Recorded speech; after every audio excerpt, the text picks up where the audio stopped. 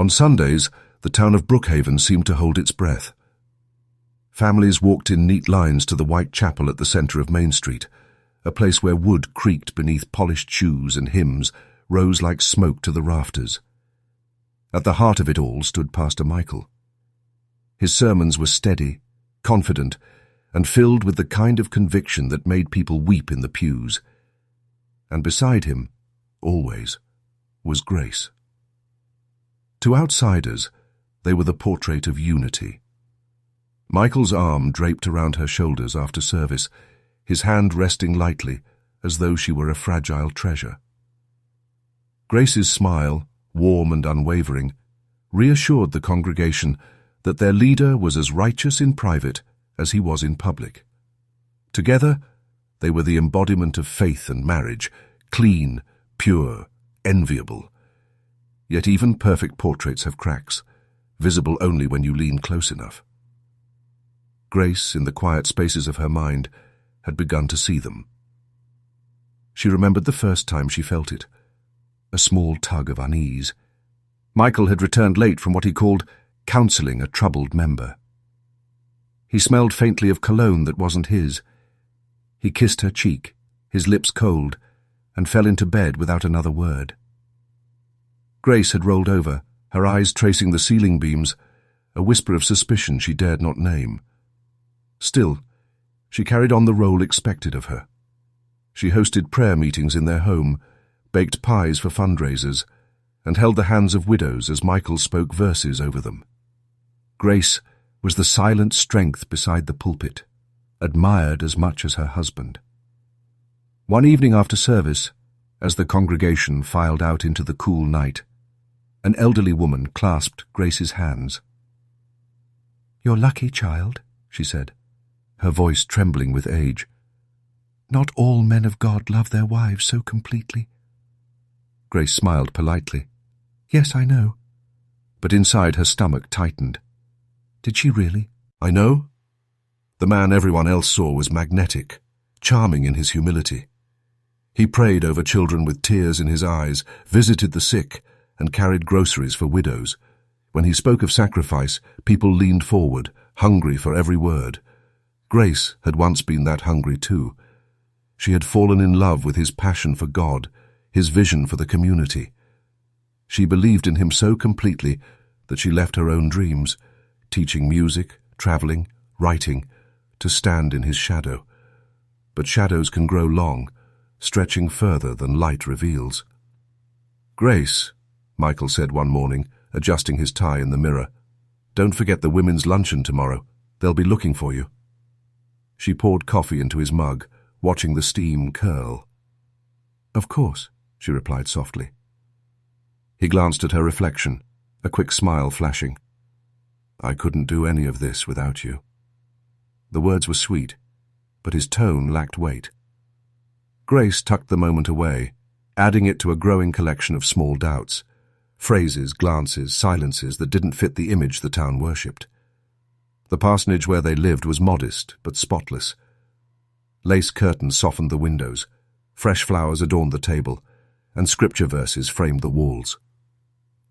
Grace often lingered at the front door, looking out across the manicured lawn, wondering if the life she lived was truly hers or a stage set for the congregation.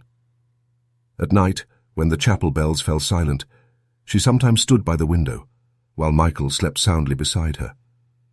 She watched the shadows shift across the yard, her heart echoing with questions she couldn't yet voice. The world saw a perfect couple. Grace saw a man she loved, yes, but also a man she was beginning not to recognize, and soon the whispers in town would confirm what her heart already feared.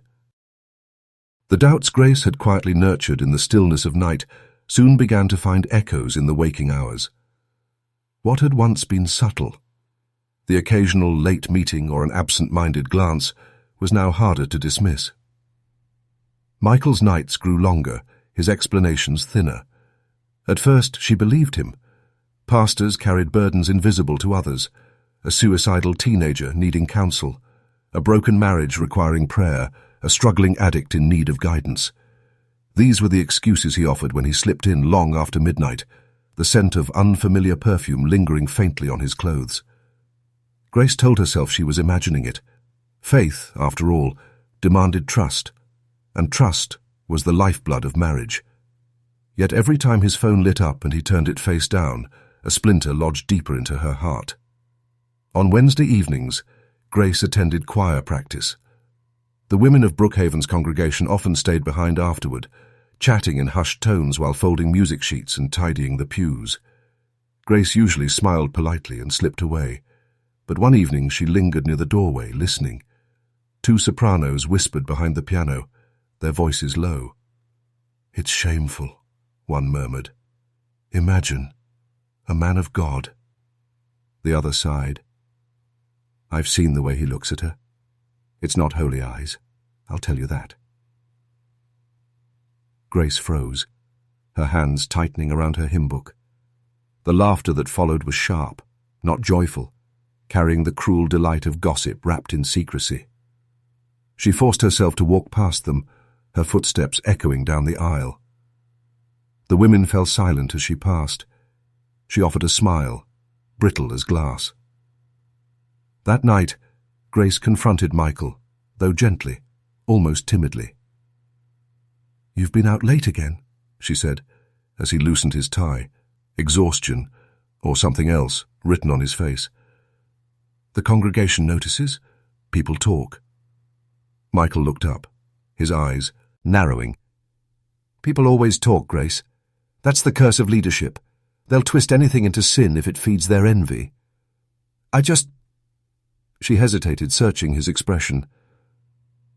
"I want to be sure you're all right." He crossed the room, resting his hands on her shoulders with a weight that felt both tender and heavy. "I'm fine. And you? You're imagining shadows. Trust me, please." His words were calm, but his gaze lingered too long, as though daring her to challenge him further. Grace nodded, swallowing the knot in her throat. Weeks passed, each one tugging her deeper into unease.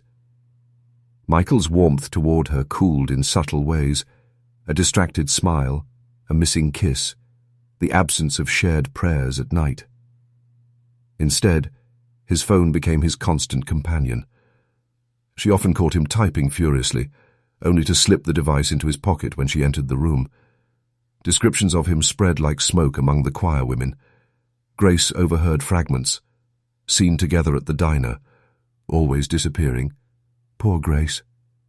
Each word landed like a stone on her chest.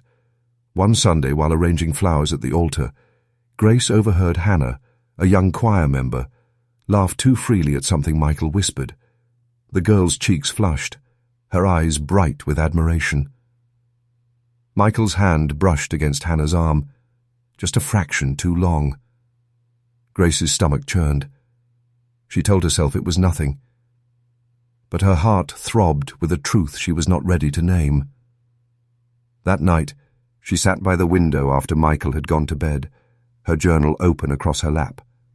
She wrote not prayers but questions. Who are you when no one is watching? Who am I, if not your wife?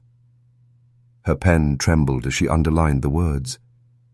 For the first time, the possibility of betrayal did not feel like a distant fear, but a presence already inside her home.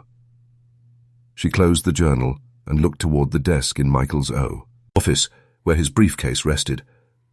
A thought flickered, terrifying, invasive, and irresistible. She knew the whispers were no longer just gossip. Soon she would have to search for proof. Grace could no longer sleep. Every time Michael left the house, every time he turned his back to her, her mind burned with one question. What is he hiding? The whispers, the late nights, the distracted glances, it all led back to the same hollow space in her chest. One morning, while Michael was at a leadership retreat 2 towns over, Grace wandered into his office. The small room carried his scent, leather, dust, and faint cologne. Sunlight streamed through the blinds, striping the desk where his Bible lay open, a ribbon marking the Book of James. Her hands trembled as she opened drawers, one after another, pens, church bulletins, receipts. Nothing. She almost stopped, ashamed of her intrusion, when her fingers brushed against something wedged at the back of the bottom drawer. A phone. It wasn't his usual device. This one was older, scuffed at the edges, with a faint crack along the screen. Her pulse quickened. She sat down slowly, the phone heavy in her hands. For a long moment she simply stared at it, heart pounding. Then she pressed the power button. It lit up. The wallpaper was plain. No lock screen. Grace swallowed hard and opened the messages. The first thread stopped her breath. Hannah. Grace scrolled, her eyes devouring every word. I can't stop thinking about last night. When will I see you again? It's hard pretending at choir. You said you'd talk to her soon. Do you mean it? Grace covered her mouth with her hand, her body trembling violently. Line after line revealed a truth she had fought to deny. The late nights, the perfume, the whispers. It was all Hannah. The messages were intimate, reckless, and undeniable. Michael hadn't just strayed. He had entangled himself with someone half her age, a girl Grace had hugged after choir practice, a girl she had prayed with. Tears blurred her vision as she scrolled further. You make me feel alive, Michael, like no one ever has. She'll never understand you like I do. Her hands shook so badly she almost dropped the phone. The betrayal was not just physical, it was spiritual. The man who preached fidelity, who condemned temptation from the pulpit, was living a double life. When Michael returned that evening, Grace could barely speak. She served dinner quietly, watching him across the table. He smiled, asked about her day, and bowed his head in prayer, as though nothing in the world were broken. She forced herself to echo, Amen. Inside, she was collapsing. Later that night, when he left his plate in the sink and retreated to his study, Grace followed. She stood at the door, the light from his desk spilling across the floor. Michael scribbled notes for Sunday's sermon, his posture calm, unbothered. Grace spoke, her voice thin. Michael, do you love me? He looked up, surprised. Of course I do. Why would you ask that? She searched his eyes, desperate for a flicker of guilt, but his expression was steady, practiced. You've been distant, she whispered. Different. Michael leaned back in his chair, sighing. Ministry wears on a man, Grace. Sometimes I'm tired, sometimes I'm distracted, but don't mistake that for lack of love. His words were smooth, like honey covering poison. Grace nodded weakly, too broken to challenge him. That night she lay awake beside him, staring into the dark. Every vibration of his real phone on the nightstand made her flinch. In her mind she replayed the messages, Hannah's words like knives slicing through her chest. Her world had shifted. The whispers were true, the betrayal undeniable. And now she faced a choice, remain silent or let the truth rise. Grace had the evidence. The second phone, the messages, Hannah's name written over and over like a cruel echo. There was no denying it anymore. Yet when dawn broke the next morning, she did not confront Michael. She couldn't. Instead, she retreated into silence. On the surface, she went through the motions of her life. She arranged flowers on the altar, hosted Bible study, and smiled when people complimented her patience, but behind closed doors she filled her journal with words she could never say aloud. He lies with his mouth full of scripture. His arms hold me, but his heart belongs elsewhere. How long can a woman live with a ghost in her bed? Each night, after Michael drifted into sleep, Grace would write until her hand ached. Her diary became her only confidant, the ink bearing witness to a slow unraveling. Michael, for his part, seemed untouched by guilt. If anything, he grew bolder. He came home later, humming as he entered, as though the night had given him life. He grew sharper with her too, snapping at small mistakes, dismissing her concerns with a wave of his hand. One evening, while Grace folded laundry, Michael entered the room with his real phone pressed to his ear. "Yes, tomorrow night. No one will notice," he whispered. His tone was warm, intimate. Grace froze, clutching a blouse in her hands. Michael turned, startled to find her watching. "Church business," he said quickly, covering the phone. "Go on, Grace. Don't wait up for me." She nodded silently, her face unreadable. Inside, her heart twisted. The next Sunday, she watched him from the pews as he delivered his sermon. He spoke passionately about purity, about the sanctity of marriage, about resisting temptation. The congregation leaned forward, drinking in every word. Grace, however, saw only a mask. His voice, once a comfort, now struck her as false. His hand gestures were theatrical, his eyes Dara's. Ting toward Hannah in the choir loft just a little too often. Grace's lips pressed into a thin line. She said nothing. She let the silence do the speaking. At home, Michael began noticing the change. "You're quiet lately," he remarked one evening, watching her slice vegetables in the kitchen. Grace didn't look up. "Am I?" "Yes." His voice carried an edge, more irritation than concern. "You've been distant. Is something wrong?" She set the knife down gently, meeting his gaze. "Nothing's wrong. I just see things more clearly these days." Michael frowned. "See what?" Grace's lips curved into a small, sad smile. "Nothing you'd admit." The tension hung heavy in the room.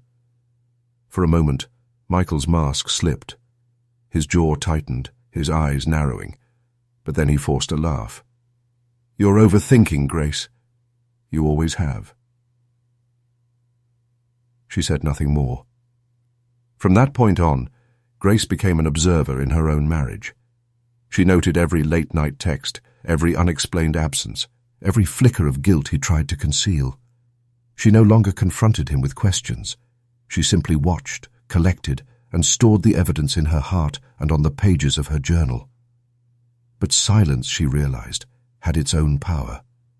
The more she withheld her voice, the more uneasy Michael grew. He cracked jokes at dinner to fill the quiet. He attempted small displays of affection, awkward and forced. And yet, each time she met his efforts with calm detachment, his confidence faltered. Still, he didn't stop. If anything, his entanglement with Hannah deepened. Grace saw it in their glances, the lingering touches when they thought no one noticed. And though Grace remained silent, the storm inside her was gathering strength. Soon, her silence would no longer be enough. Grace had carried her silence like a cross, but silence was heavy, and secrets once discovered pressed against the walls of her heart until they begged to be spoken. She knew she couldn't bear it alone much longer. There was only one person she trusted: Clara. Clara had been her friend since childhood, long before Grace had married Michael, long before sermons and church politics consumed their lives. Clara was steady, practical, and fiercely loyal. If anyone could bear the truth without judgment, it was her. They met on a Thursday afternoon at a small cafe on the edge of town, the kind of place where no one from the congregation would wander in, where whispers couldn't carry back to the church pews. Grace sat across from Clara, her fingers tracing the rim of a coffee cup she hadn't touched. Clara leaned forward. "Grace, you look pale. What's going on?" Grace opened her mouth, then closed it again. Her throat tightened, but the dam finally broke. "It's Michael," she whispered. "He's not the man everyone thinks he is." Clara frowned. "What do you mean?" Grace lowered her voice, her eyes filling with tears. "I found a phone. Messages. He's been with Hannah, from the choir." For a moment Clara said nothing. The clinking of dishes and the hiss of the espresso machine filled the silence between them. Then Clara exhaled slowly. "Oh, Grace, Grace's shoulders trembled. "I don't know what to do. I can't keep pretending, but if I say anything—" Clara reached across the table, gripping her hand tightly. "Listen to me. You're married to a powerful man. People worship him. If you expose this, they won't just doubt him, they'll come after you. They'll say you're bitter, unstable, jealous. They'll protect him." Grace stared at the swirling foam in her untouched cup. "But isn't truth worth something? Doesn't it matter?" Clara's eyes softened. "Of course it matters, but truth has teeth, and once you let it out, it doesn't go back in." That night, Grace returned home with Clara's words still heavy in her mind. She sat at her desk, journal open, pen poised. Do I protect myself and live in silence? Or do I risk everything to show the world who he truly is? Michael passed by the doorway, his phone pressed against his ear, voice low and intimate. Grace quickly shut her journal, her decision sharpening like glass inside her chest. She could not let this go on. The following days, Grace studied Michael more carefully than ever. She watched him step into the pulpit, Bible in hand, declaring, "A marriage built on lies cannot stand."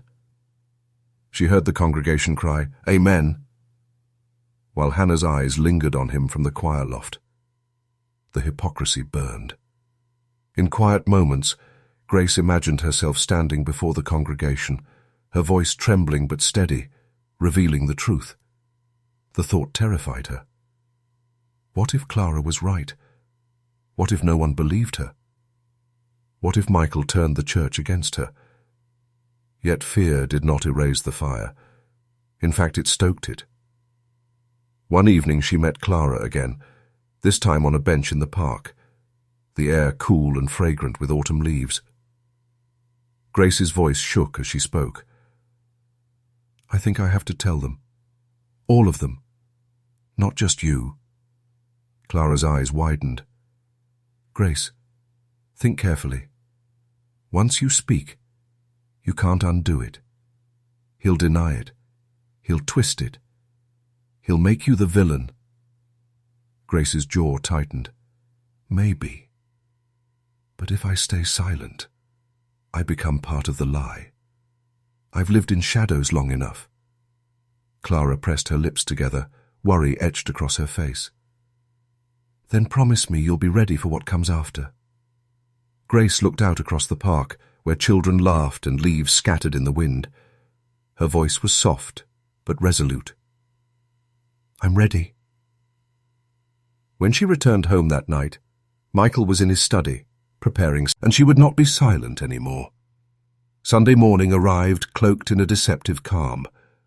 The church bells rang their familiar melody, summoning the faithful from their homes, their footsteps quickening with reverence as they made their way toward the grand wooden doors of St. Matthew's. Inside, the air was thick with anticipation, though no one knew why. Grace sat in the front pew, her hands clasped tightly together, the pages of her hymnal damp from her trembling fingers. She could hear her own heartbeat in her ears, thundering louder than the organ's prelude. Michael stood at the pulpit, tall and commanding, his voice carrying the practiced warmth of a shepherd guiding his flock. His Bible lay open before him, his sermon already in motion. He spoke of righteousness, of fidelity, of the sanctity of vows, each word twisting like a blade in Grace's chest. Every syllable sounded rehearsed, polished to perfection, designed to conceal rather than reveal. The congregation nodded in agreement, soaking in his words, blind to the hypocrisy radiating from the man they adored. Grace's throat tightened.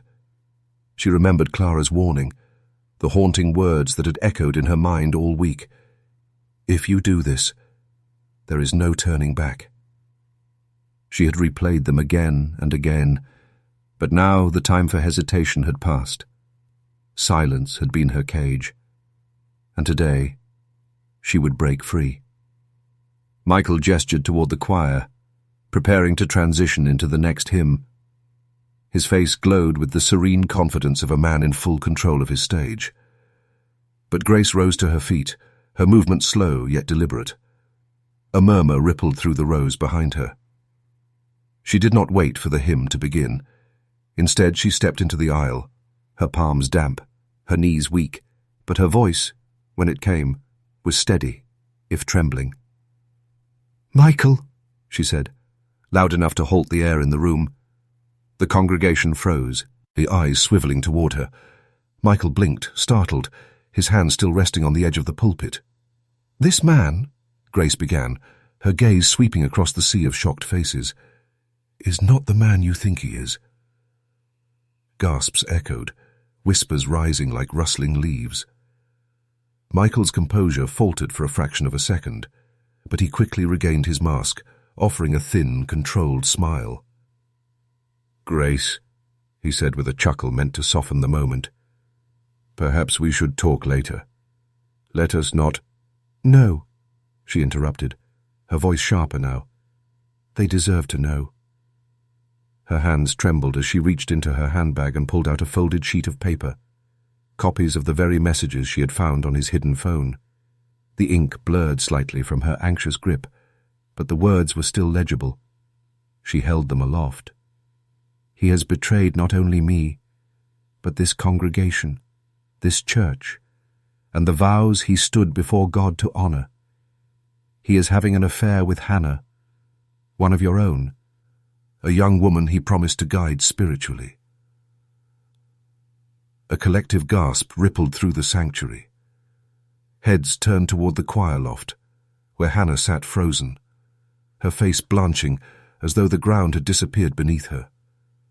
She lowered her gaze, unable to meet the piercing stares now directed her way.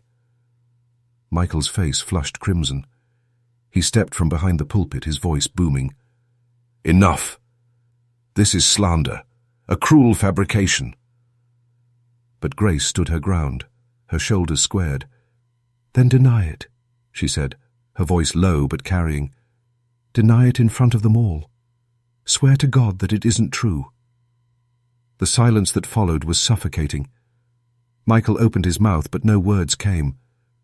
The congregation's whispers swelled into a storm. Trust shattered audibly in that sacred space. Elders shifted uncomfortably in their seats. Mothers shielded their children's ears. Men who had once— Grace felt her knees weaken, but she refused to sit. She had spoken the truth, and now it hung in the air like incense, undeniable and inescapable. Michael's jaw tightened. His eyes flickered with something darker than embarrassment. Rage. Yet he could not silence the tidal wave now rushing against him. His carefully curated image had cracked, and no sermon could mend it. Grace stepped back toward the pew, her body trembling with the weight of what she had unleashed. She knew the storm had only begun. Her confession had opened a door that could never again be closed. As the congregation erupted into chaos, some shouting, some weeping, others storming out, Grace lowered herself into her seat. Her pulse raced, her body numb, but inside her heart a strange clarity settled. She had spoken, and the silence was broken forever. But as Michael's burning eyes locked onto hers across the chaos, Grace knew this was not the end. This was only the beginning. The days following Grace's revelation were unlike anything the small town had ever seen. St. Matthew's, once a sanctuary of peace, had become a cauldron of tension. Some rallied behind Grace, whispering admiration for her courage. Others clung to Michael, convinced that she had been misled or manipulated. The churchyard buzzed with rumors long after the Sunday service had ended. But amid the clamor, one truth remained unshakable. Nothing would ever be the same. Grace, meanwhile, withdrew into silence. The confrontation had taken more from her than she had expected. Nights became restless marathons of pacing, journaling, and praying into the early hours of the morning. Though she had shattered Michael's mask in front of the congregation, she could not shake the feeling that she had only awakened something dangerous in him. His eyes during those final moments in the sanctuary still haunted her, eyes that promised retribution. 2 Days later, on a chilly Tuesday, Grace attended a women's fellowship meeting at Clara's home. She smiled politely, listened half-heartedly, and even offered a few encouraging words to the women who asked how she was holding up. But Clara, who knew her better than anyone, saw the cracks beneath the facade. Grace's hands fidgeted ceaselessly with her teacup. Her responses came delayed, as though she were elsewhere entirely. "Stay with me tonight," Clara urged softly when the gathering ended. "It isn't safe to be alone right now." Grace shook her head, forcing a smile. "I'll be fine, Clara. I promise. I just need some quiet." Those were the last words anyone would remember her saying. The next morning, Grace's absence was impossible to ignore. Clara had tried calling her repeatedly through the night, only to be met with a string of unanswered rings. By noon, when Grace still hadn't appeared or responded, Clara drove to her house. The front door was locked, curtains drawn. The rooms inside were still. Her journal left open on the kitchen table, pen resting in the crease of half-written words. "If I vanish, know that I—" The sentence trailed off, unfinished. Panic set in quickly. Clara alerted the authorities, and within hours the entire town buzzed with the news. Grace was missing. By evening, the sheriff's office confirmed the chilling discovery. Her car had been found abandoned on Old Willow Road, a desolate stretch lined with withering trees and seldom used except by farmers hauling equipment. The vehicle was intact, keys still in the ignition, driver's side door ajar. No signs of struggle, at least none visible. The town erupted into speculation. Some whispered that Grace had simply run away, unable to withstand the shame and pressure of her explosive revelation. Others feared something darker, that she had been silenced by someone who had— Michael, for his part, addressed the congregation the following evening. He stood solemnly at the pulpit, his expression carved with grief. His words dripped with sorrow. "Let us pray for my beloved wife Grace, who has lost her way. May the Lord guide her back to safety." Tears welled in his eyes at just the right moment, convincing some of his sincerity. But to those who had seen his mask slip before, the performance rang hollow. Clara, seated in the back pew, clenched her fists in rage. The search for Grace intensified. Volunteers combed through fields and wooded areas, their flashlights cutting through the darkness. Dogs were brought in, their barks echoing against the silence of the countryside. Yet each passing hour without answers deepened the dread settling over the town. At night, whispers swirled in hushed corners of diners and grocery aisles. Did Michael have something to do with it? Had Hannah, desperate to protect herself, intervened? Or had Grace, weary of the battle, simply chosen to disappear? No one knew, and the not knowing gnawed at the community. Clara refused to believe Grace had left of her own will. She replayed their last conversation, Grace's promise that she only needed quiet. Clara knew her friend too well. Grace was not a woman who would run from truth. She was a woman who stood in it, no matter how much it burned. As the second night without Grace fell, the town's unease solidified into fear. Porch lights stayed on longer. Locks were checked twice. People prayed in whispers, their faith rattled by the vanishing of the very woman who had dared to expose what was hidden.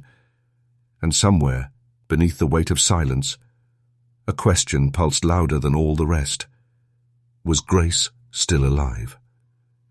The disappearance of Grace turned the quiet town into a pressure cooker of fear, rumor, and suspicion. By the third day, the sheriff's office had moved beyond seas, arching fields and roadsides. Now the focus shifted toward the people closest to her, and at the very center stood Pastor Michael. He maintained his posture of grief in public, but the cracks in his composure grew more apparent under the bright light of scrutiny. The police first questioned him at the parsonage, where he sat across from two detectives, his Bible open on the table as if its presence could sanctify his words. "I went to bed early that night," he explained, his voice heavy with rehearsed sorrow. "Grace wasn't beside me, but I assumed she was journaling or praying. I didn't hear her leave." Detective Alvarez leaned forward. "And you didn't notice her car was gone?" Michael hesitated, his jaw tightening for a fraction of a second. "No. I must have been deeply asleep." The pause was brief, but the detectives noticed. They always did. Meanwhile, the community clung to his sermons. Each evening service swelled with attendees, some genuinely worried for Grace, others hungry for the unfolding drama. Michael capitalized on their presence. Standing before the altar, he delivered tear-stained prayers, his voice breaking at just the right moments. "Lord," he cried, "bring my beloved wife back safely. We are lost without her." Congregants wept openly, many convinced of his innocence, their trust in their pastor blinding them to doubt. But behind closed doors, investigators uncovered troubling inconsistencies. Michael claimed he had gone to bed before 10, yet a neighbor swore they had seen his study light burning well past midnight.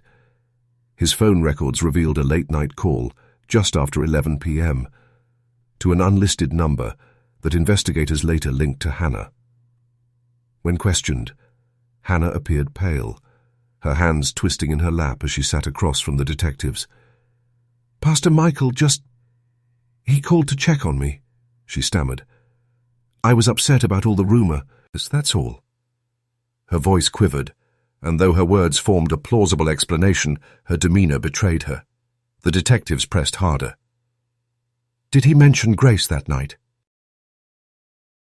Hannah shook her head quickly. "No, not really. He told me to stay strong, that God was testing us all." "Testing you how?" Detective Alvarez asked sharply. Hannah froze, her lips parting but no words escaping. The silence stretched too long, and when she finally muttered, "I don't know," the investigators exchanged a glance.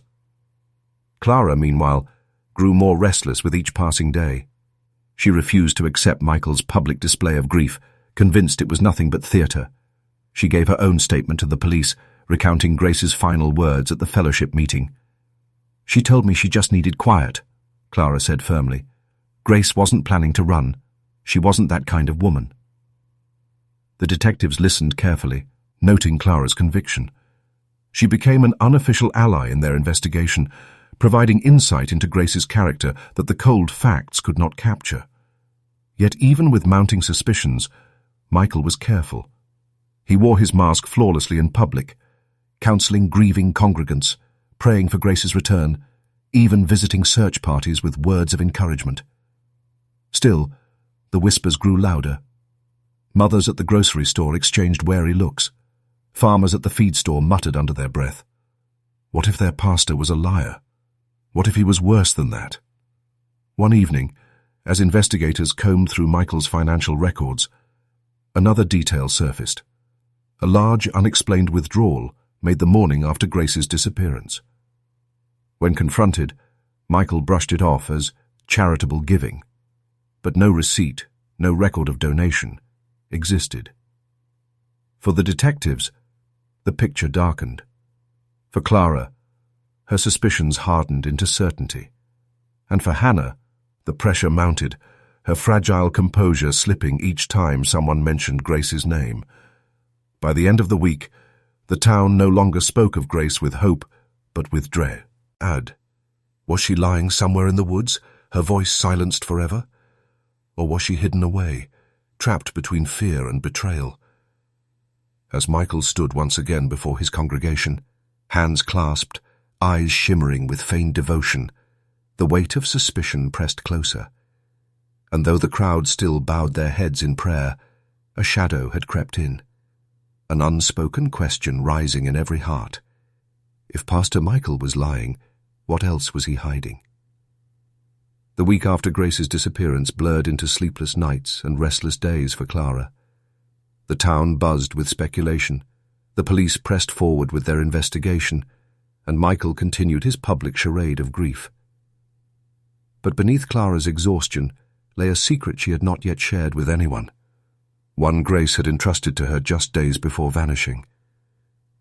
It had been a quiet afternoon when Grace visited Clara's home, her face pale, her eyes carrying a heaviness that seemed almost prophetic. She placed a small sealed envelope on the kitchen table. Her fingers lingered on it before she slid it toward Clara. "If something happens to me," Grace whispered, "open this. Not before." Clara remembered staring at the envelope, a chill crawling up her arms. "Grace, don't talk like that," she had protested. But Grace's expression had been resolute, even grim.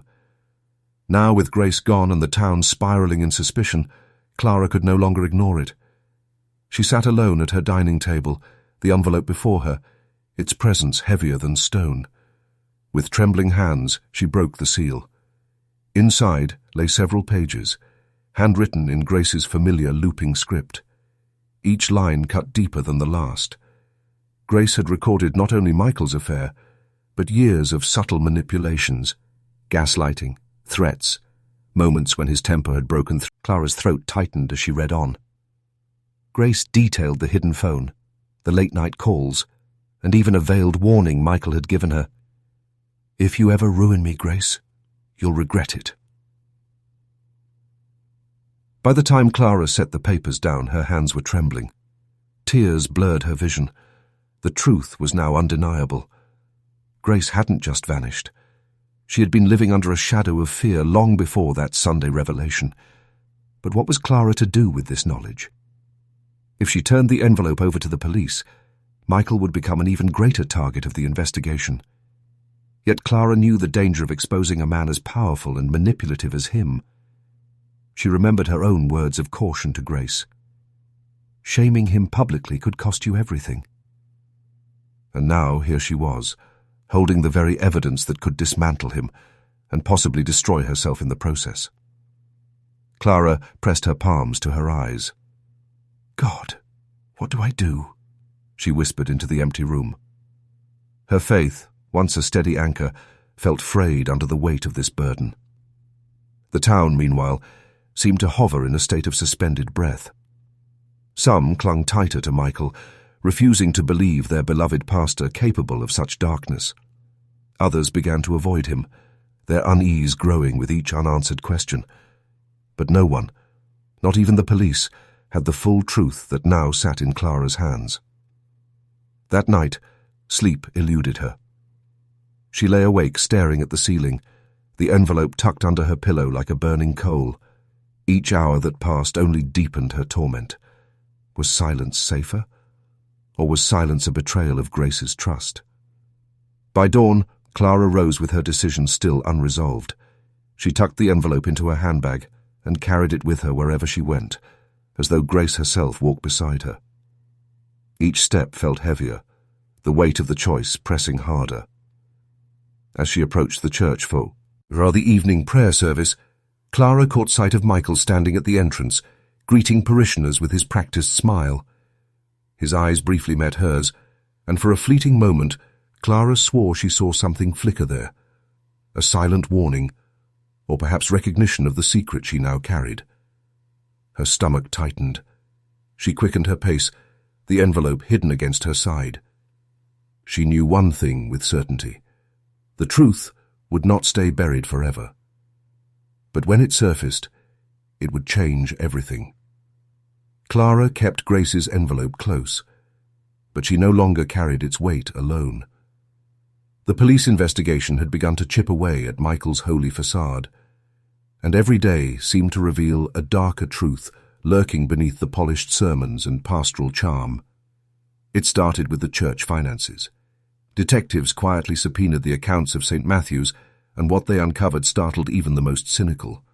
Thousands of dollars in charitable giving had vanished into untraceable withdrawals. Funds meant for missions and repairs had been siphoned off, often just after nights when Michael claimed to be counseling parishioners late into the evening. When this discovery leaked, the congregation split. For some, it was the crack that confirmed what Grace had shouted from the pulpit. Their pastor was not the man of God he pretended to be.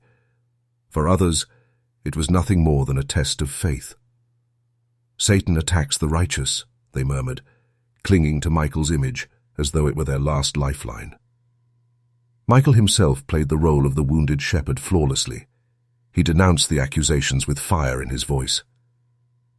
"The enemy seeks to divide us," he cried from the pulpit, his fist pounding the wooden surface beneath the cross.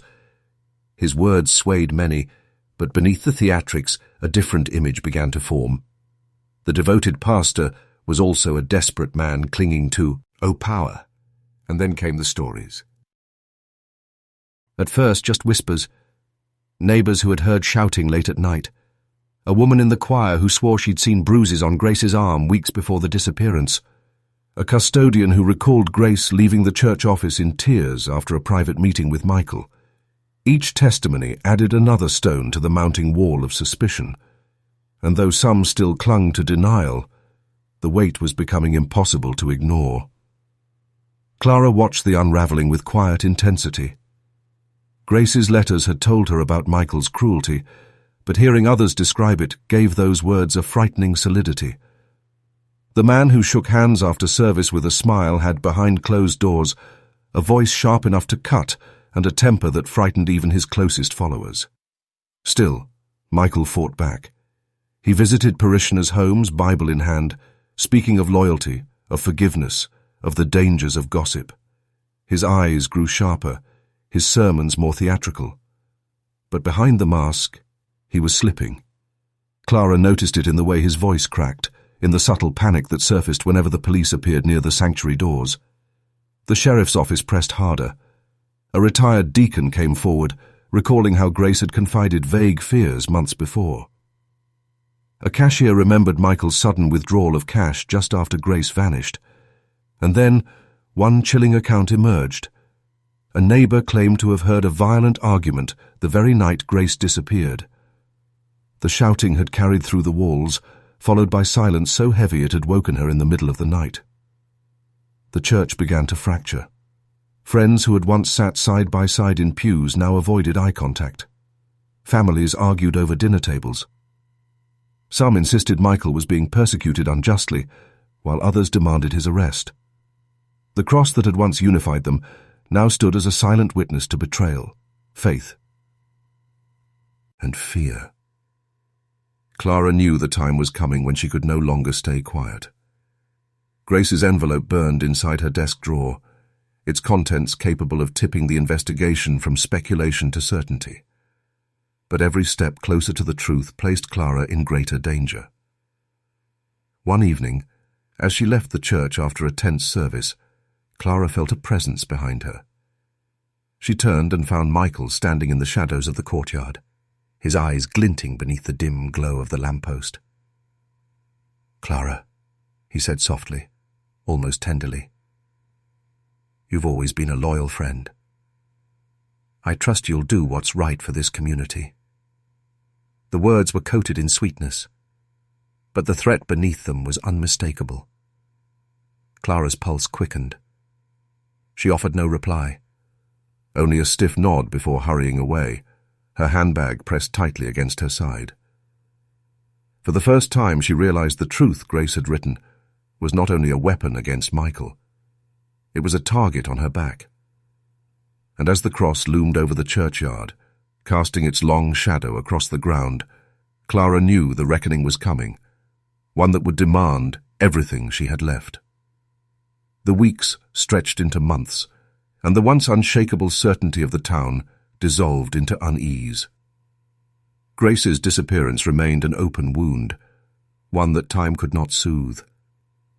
Without a body, the question of her fate loomed like a shadow over every conversation.